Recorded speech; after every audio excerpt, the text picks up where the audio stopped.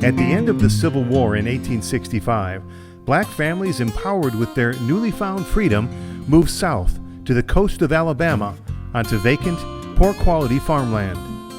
An early resident described the ground as "ain't worth nothing." The area was known as Alabama City, a failed real estate development, but is now known as Fairhope, Alabama. In the autumn of 1865, John and Nancy Lewis, with their 2 children, moved from Meridian, Mississippi onto the downtown Fairhope area and built their homestead.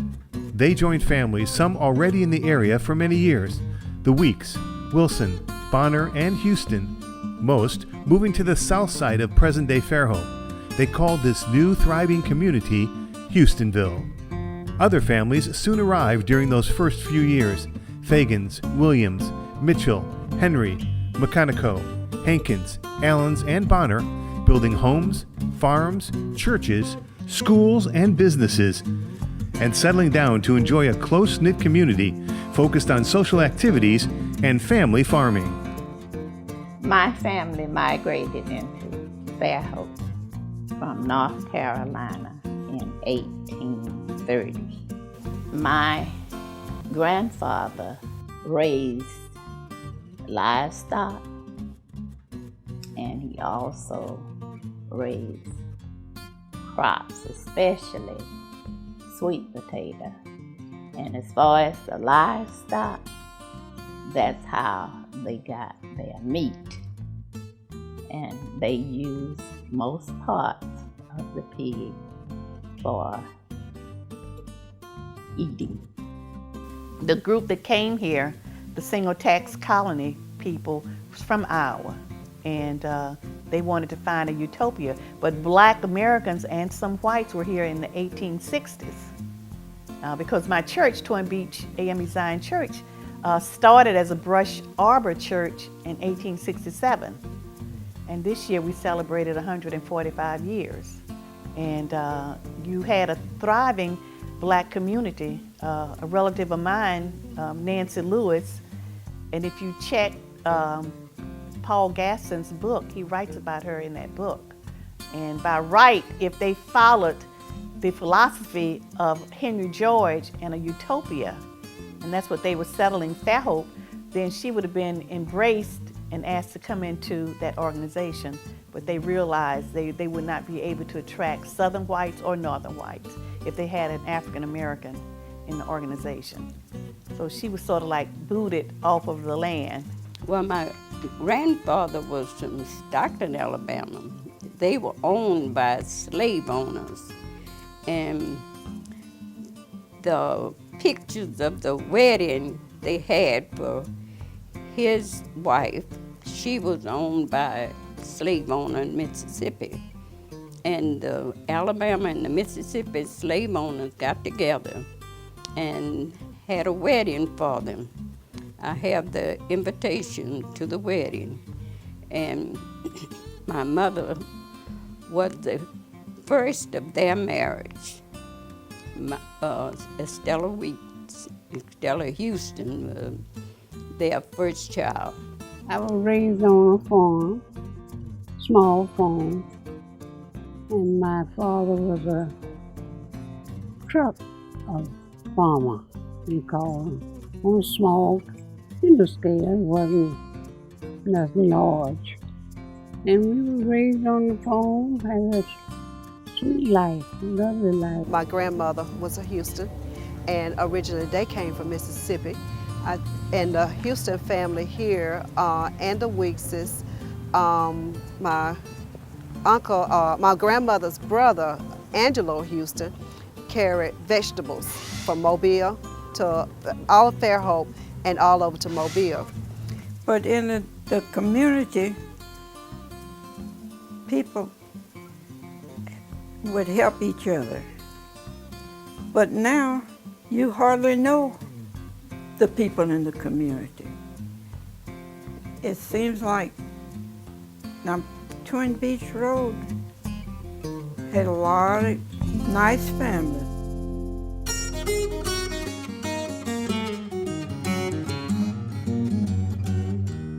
I worked in the potato field summertime. Then I picked up pecans when pecan season came. And I also worked as a shoe shine boy at a barber shop uptown of Fairhope.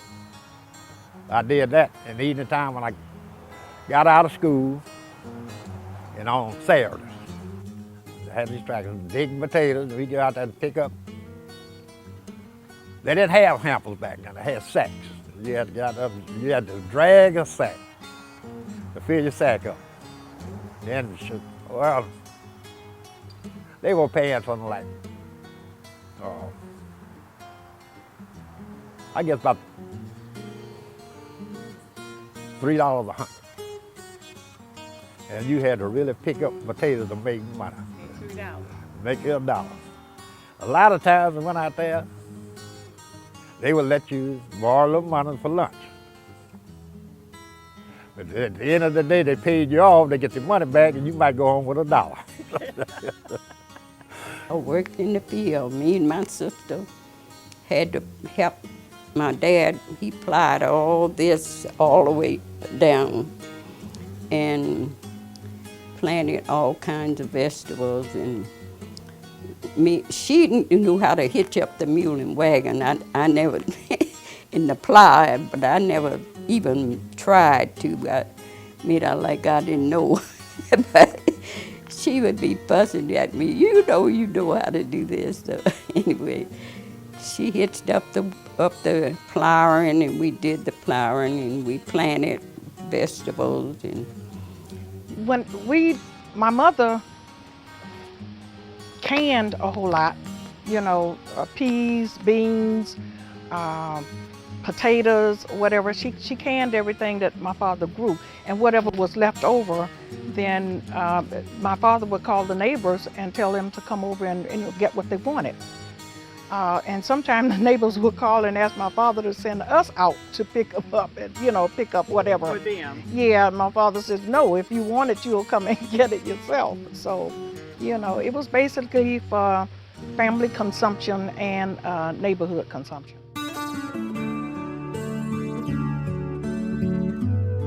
And we had what they call a number 3 tub that we took a bath in, big tub. All of us had to get in there. In the summertime, we would put a certain amount of water in the tub and sit it out in the sun so the water could get warm so we could take a warm bath. It was a hard life, but it was a good life. I remember the coldness of the house. It was so cold. We didn't have heat, where you could warm up. You would go in, and my father would, every morning, we never had to get up in the cold though, because he would have that stove blasting. The pipes would be red as fire. And I often wonder why we didn't get burned up in that house, because of the way those stoves were. If there was things that you needed to have done, there was somebody who knew somebody that you could get these things taken care of. Everybody, it was large families here, number one. And everybody fed everybody. It's like what one family had, they shared with the others. They taught, all the families taught values to each other. All the children were connected in some way. It was all like family here. The community was about togetherness, not like it is today. My father was a very hard-working man. He carried the ice. He made sure that people had ice. He did the gardens, and he would plant, we just have so many peas and corn and sweet potatoes, and there was no price. People back then, they didn't charge for anything. If you had pork, you bought your pork, and you'd give me so much of yours, and I would give you. It was like a sharing community. So it was just a wonderful, wonderful feeling. We didn't feel that we were lacking, even though it was segregated. But you knew everybody. You knew who was on the police force. They knew your families. I can remember my grandmother calling Mannix. She was sick and we couldn't get up to get groceries, and she called and gave an order, and they delivered your groceries to your house. So even though we had separate things to do, separate churches, separate schools, but growing up I didn't feel like I lacked anything. It was just a wonderful environment to grow up in.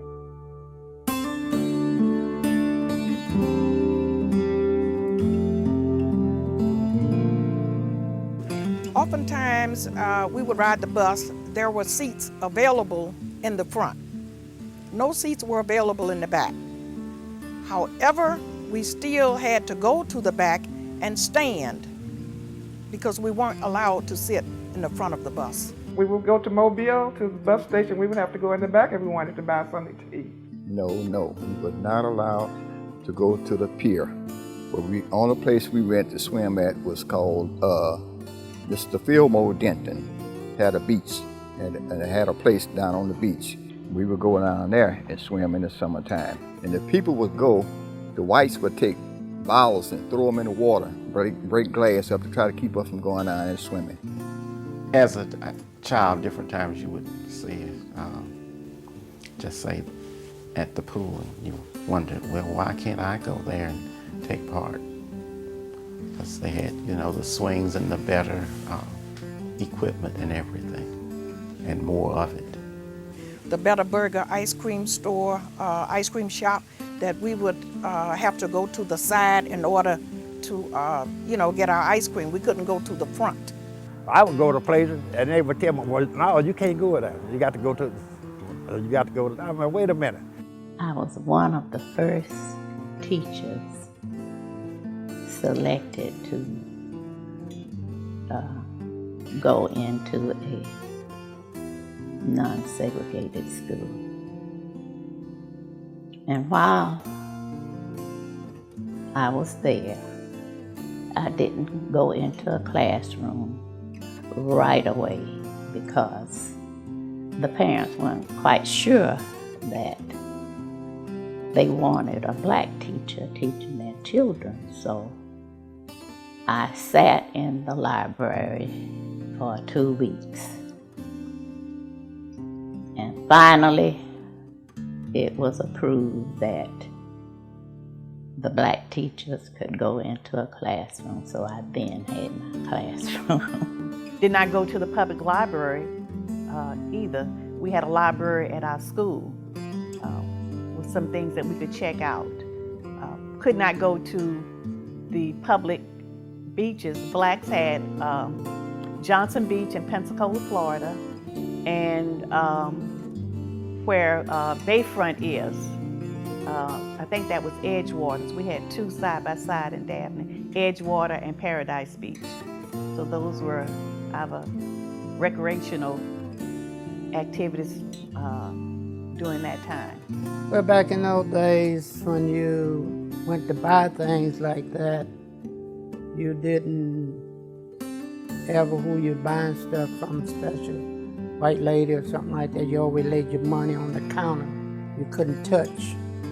Then they would, pick it up and give you change and that kind of stuff. And at the old post office, used to have a water fountain right at the front water as you come out the old post office. But you couldn't drink out of the fountain and anything like that. Being raised here in Fairhope, we had to go to the side windows. We couldn't go in the front doors. We experienced being told no, having to go to certain restrooms, the black restroom, the white restroom, and experience with classrooms, sitting in the back of the bus. I experienced all of those growing up here in Fairhope, and it wasn't really a good experience. As an African American or black, you could not go to any of the restaurants that were here in Fairhope. Matter of fact, my mom worked at one restaurant that was called Central Cafe. And if we wanted to, my siblings and I wanted to go and see her, we had to go to the back and not through the front. And then later years, she ended up working at Jewelwin's, which is still in existence. She knew the owner, and he wanted her to be the manager of that restaurant. But even though she worked there, we could not go to the front or even sit and eat. A lot of times we would go to the back and she might have something for us to try. She would bring things home. Being black, I was very, very aware of the segregational structure. but it was not a problem for me, you know. It never created anger in me. I was taught to be proud of who I am, and that my abilities were just as good, or I could be just as good as the next person. My parents would just talk about, you know, how bad things were, you know, with the KKK, and they didn't ever want to be involved with them, and we knew to not do anything that would, you know, would attract any kind of attention towards them. Approximately 1976, there was a cross burning in the Battles Wharf area, maybe 200 feet from where I'm sitting. Right now, I don't know the reason as to why that happened. And probably in the next year, there was a demonstration by the KKK at the Fairhope Pier. They were robed and hooded as they walked out on the pier. They didn't bother anybody because there were blacks fishing and taking part. And they turned around and walked back peacefully. No demonstrations or problems. When we first had an immigration, about 2 or 3 years later, a group of Klansmen marched down Twin Beach Road. They turned around and went on back. I was down on the pier one evening, and they came there with all the hoods and everything on, and they didn't bother us, and we didn't bother them, you know. We just looked at them to let them know that we were not afraid of them. Today is a lot different than what it was when I grew up here. I could see a big change. You still got something within you. So you seem like you never get rid of it.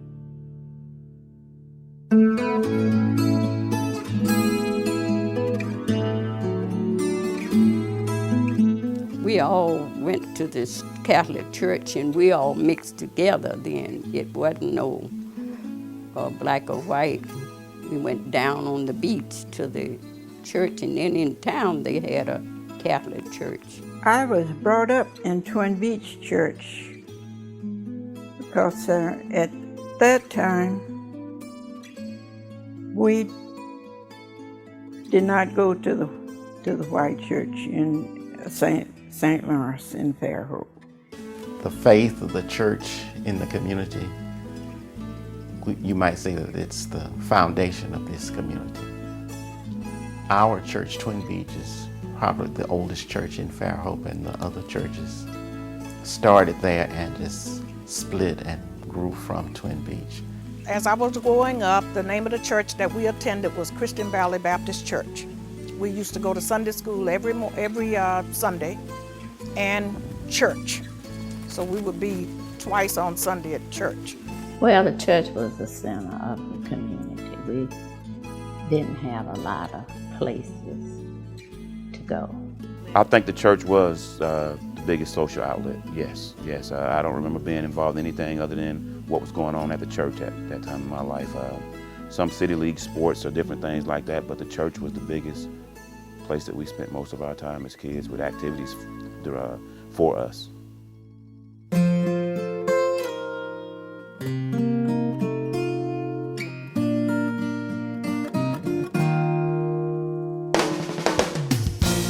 Rosenwald was the one that got together and got the school for the black people. The teacher was from Mount Rose, Miss Susie Littles.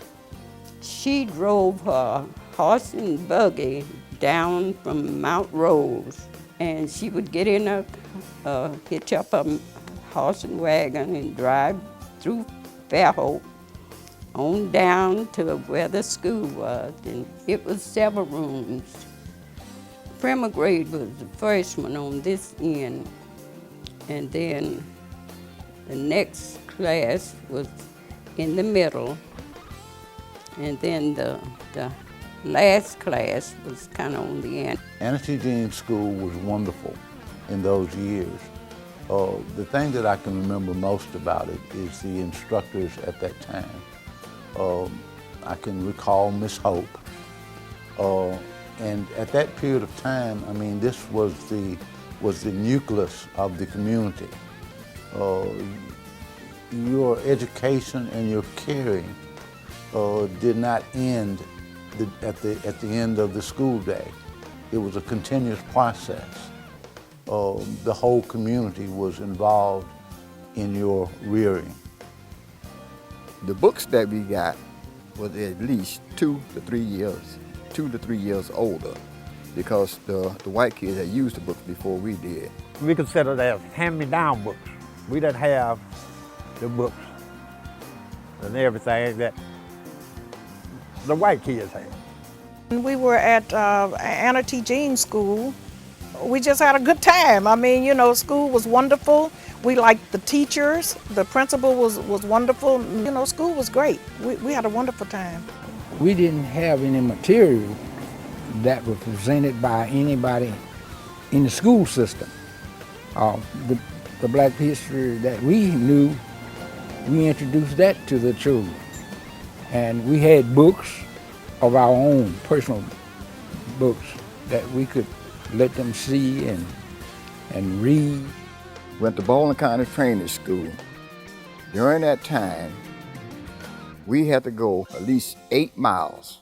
We went by a high school to get to a high school because of the segregation. The schools wasn't integrated back during that time. They didn't integrate the schools until after I had left in '58, and I believe so many years after that they integrated the schools. I can't remember exactly what year, but I know my baby brother, I'm 16 years older than he is, and he went to the integrated school.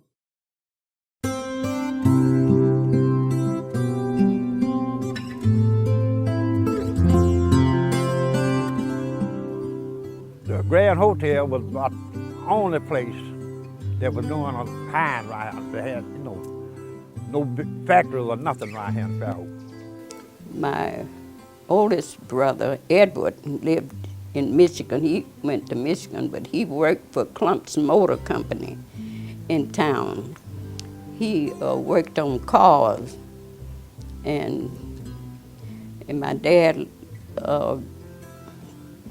peddled ice for Berglund Ice Company. And he also cooked at the Point Clear Hotel. Well, it was a Point Clear Hotel then. Later it got to be the Marriott. My Uncle Albert was the ice man in the summertime, and he delivered ice all down there. Growing up in Fairhope during the 50s and early 60s, there were no economic opportunities for students, teenagers like myself, to work and earn money during the summer. Believe it or not, the only place, and I think the kids really went there to play, was the potato field. And each summer you would have an influx of Mexicans to come in to work the potato fields also. But I was dying to know what working in a potato field was like. And I begged and begged and begged, and finally my parents and my aunt relented. And when I went to the potato field and saw no trees, the sun was shining down, there was one water bucket and one dipper, I knew that was not for me, that I would have just had to go broke the rest of the summer. And I went and sat on the bus for that entire day. Did I pick up one potato? As a teenager, I worked at the Dixie Drive-In, which was across from the old Fairhope High School. I worked as a bakery helper. I also drove the taxi in Fairhope. I worked as a sales clerk at Thompson's clothing store. I was a substitute teacher and also a bus driver.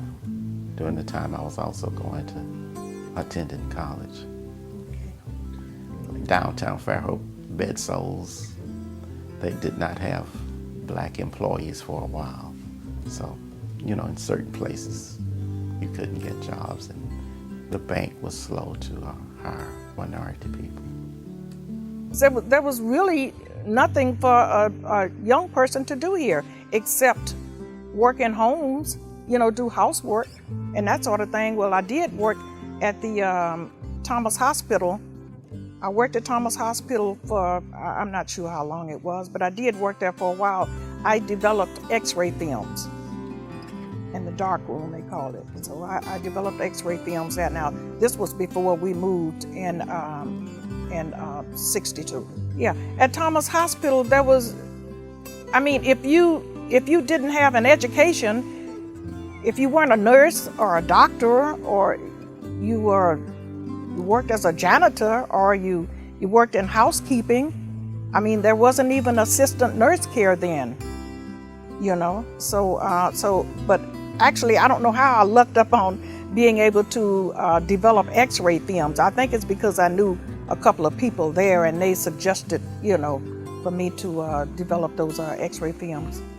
There was work, but it was like maid work, and I was kind of tired. I had done that also. I used to work after school. Actually, I put myself through high school, and because I worked and because my mother had so many siblings, I didn't want to be a burden on her, so I was very smart and still am. I just can't do like I used to, but I used to go out and do housework on Saturdays and after school, and I think it kind of hindered my learning a little bit, because I could have been, I do think, had I been able to put my mind strictly on my homework or my work in school, I would have been, you know, a little bit smarter, because I'm still trying to learn and I still learn.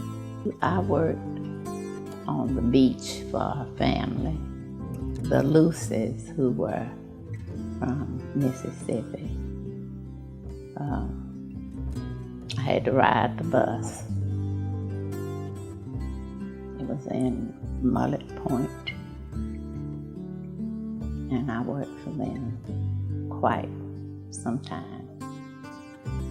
Well, you knew your place. That's one thing about it. You knew where you was at, and you knew your place, where what you could do, what you could not do, and everything. And especially when you worked, those worked at the hotel, and so everybody stayed to their self, and you know, you stayed to yourself. I came to Fairhope in 1951. I was given a job here as a teacher. At that particular time, it was just like it was anywhere else. We didn't go to extremes to make people mad with us. We didn't do that, but we would simply went and come as we leave. When I came here, well, it was a new place, new situation, new people, and as time went on, people liked me and I liked the people. It just didn't seem like the job opportunities was there. It was either in a kitchen somewhere, in a servitude, I would say, type of environment that you spent most of the time, that most of the blacks were in that servitude. Didn't see many black professionals. Just didn't see them. No, it wasn't, I don't think it was a level playing field. No, I don't think it was.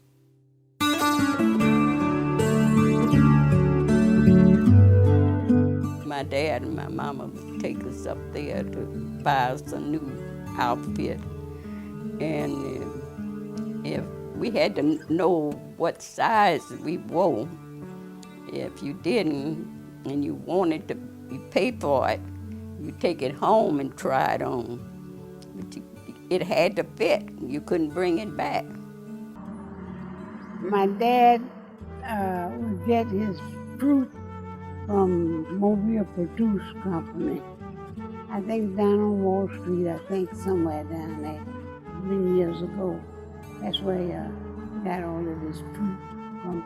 And my mother, she would carry his order on Mondays. I'd go with her and leave it. And then they would ship it over on the boat. My Uncle Harrington Allen owned Allen's Fish Market next door. He would sell fish, and then he would also cook fish. And then later on it developed, he had a little nightclub.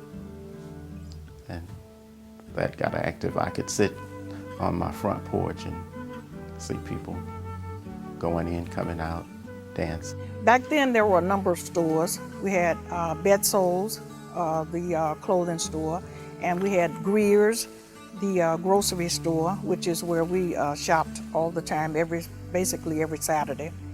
And of course, there was always a Fairhope Pharmacy. There were businesses here in Fairhope, and my father owned two of them. The first one was over on Young Street, whereas he sold gas, and he had a little store where you buy little snacks, sodas, and that sort of thing. And he also did repair work on cars.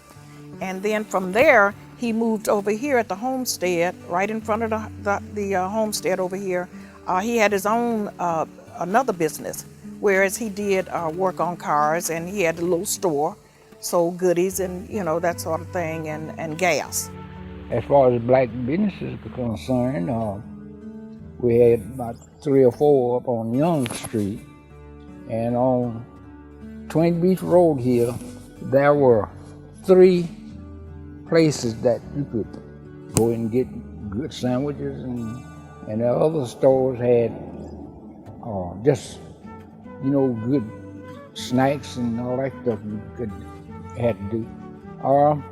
And there was one right down the street here.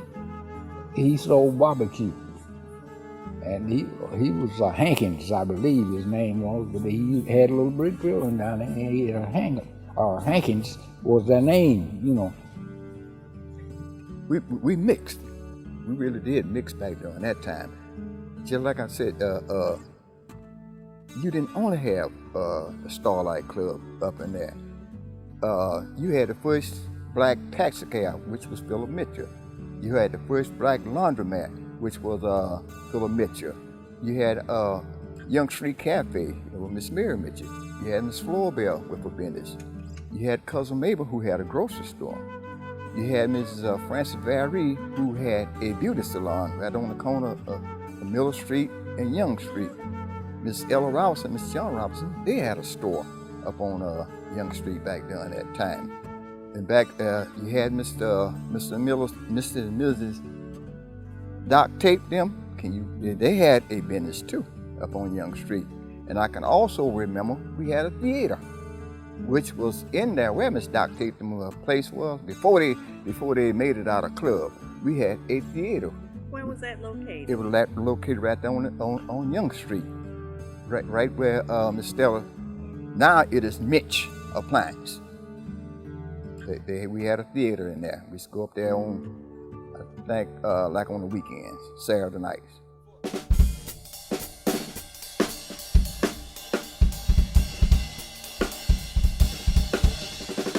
You always had somewhere to go as a youngster coming up. You go on the beach, about 3 or 4 beaches you could go on, and clubs, and go up on Young Street. They called it a squall there back at that time, and you always had somewhere to go. If we went to a movie theater, we would have to go to Mobile. They had theaters over there. Back then, I was going to a singer theater, which white was downstairs, black had to sit upstairs.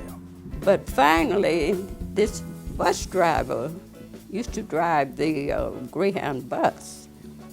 I've forgotten his name. He saw the situation of the black teenagers here, because some of the boys were getting in trouble, breaking in people's houses and doing things. So he thought that there was a movie theater on Fairhope Avenue, but black children couldn't go. So he fixed it so we could go, but we went upstairs. And that's how and on Saturday evening, we could go and watch a movie. We would slip to Percy's because we weren't allowed to go to Percy's. That's up on Young Street. We would sneak up there, and then we would go on the beach. Percy's was a little little building. It looked like a house, I think. It was it was just a wooden, grayish looking wooden building that I can remember. And but I'll tell you this, when I used to go to Sunday school and I passed through, we would have to walk past persons to get to Sunday school. And it was such a joy to look up in there and see all the dancing and the people just going and just having a good time. We had a place called Deli Hankins. Every Sunday, every Friday night, Saturday night, and Sunday afternoon, we would go to Deli Hankins. All the teenagers would meet up over there every Sunday, dance. I wish I wasn't a dancer, I was a looker. There was a movie theater uptown, but we wasn't allowed to go to the movie theater in town. But we would always catch the bus, mostly, and go to Mobile, on Davis Avenue, Ace, the Pike, something like that on Davis Avenue at that time. There was probably only one theater at that period that we could attend, and that was the Singer Theater in Mobile. We went one night to Percy's with my father, and that particular night something happened. Mr. Will Kennedy shot his gun up in the air. Dad had gone in to get, I don't remember what he went in for, but just for a short period of time. And when the man shot the gun, my mom said, "Get on the floor, get on the floor." And so we did, but I don't think anybody was hurt that night.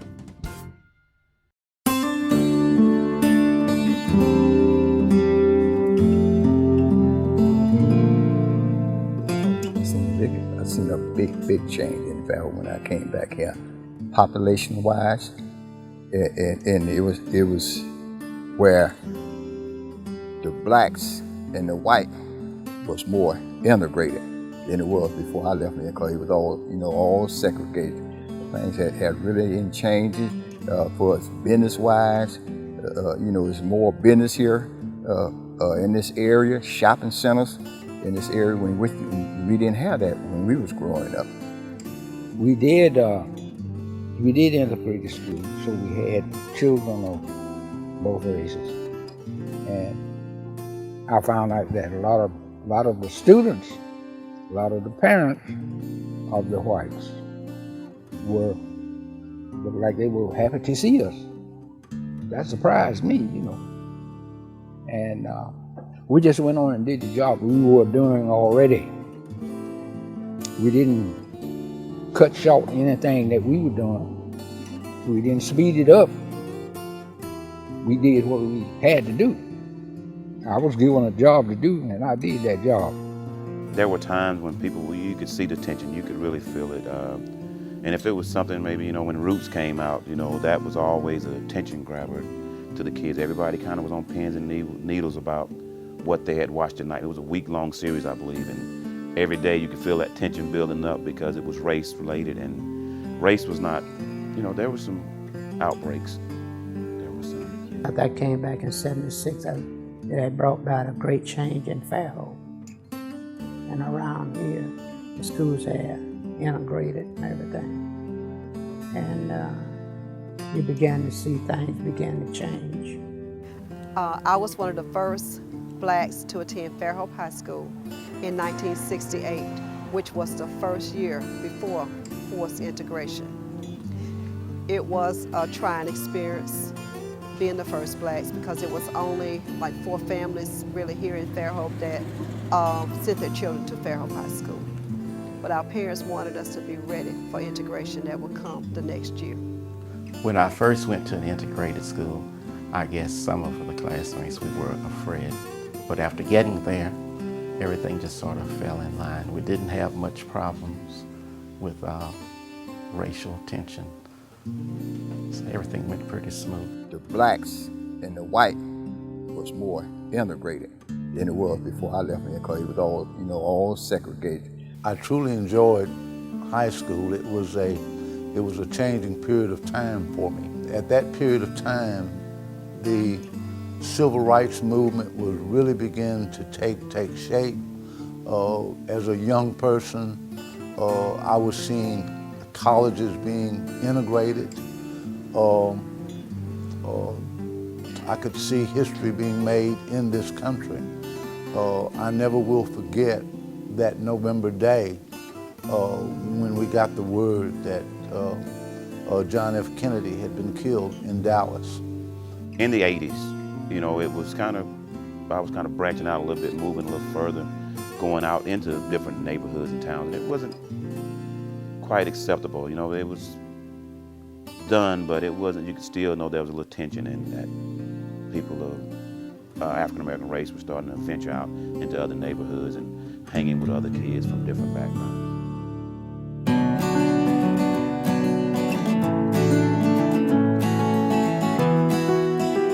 I love Fairhope because of the culture and the serenity of it. I feel that it was a secret that just got out. Because number one, I think Fairhope is a great place to live. I don't experience any discrimination. People are wonderful. Everyone is friendly. You know, the grocery stores, if you go shopping, everyone speaks, and it's just wonderful. The food is great. Seafood is fantastic. It's a very, very clean place. The social scene has changed because you have blacks that are coming into the area that will go down and take part in different activities, the nightclubs or the restaurants, or just take the pier. You have a lot of people taking part in fishing or the restaurant there, just walking. It really have changed. It's a whole lot better. People, you know, you don't have all the conflict with different people about different things. Fairhope is I say it is a beautiful and nice town. And people seem to look somewhat, they respect each other a little more or something like that. And they'll stop and talk to you on the street. There's no other place like Fairhope. I love it. Usually when I go out of town, I enjoy where I'm going, but I'm always glad to get back to Fairhope.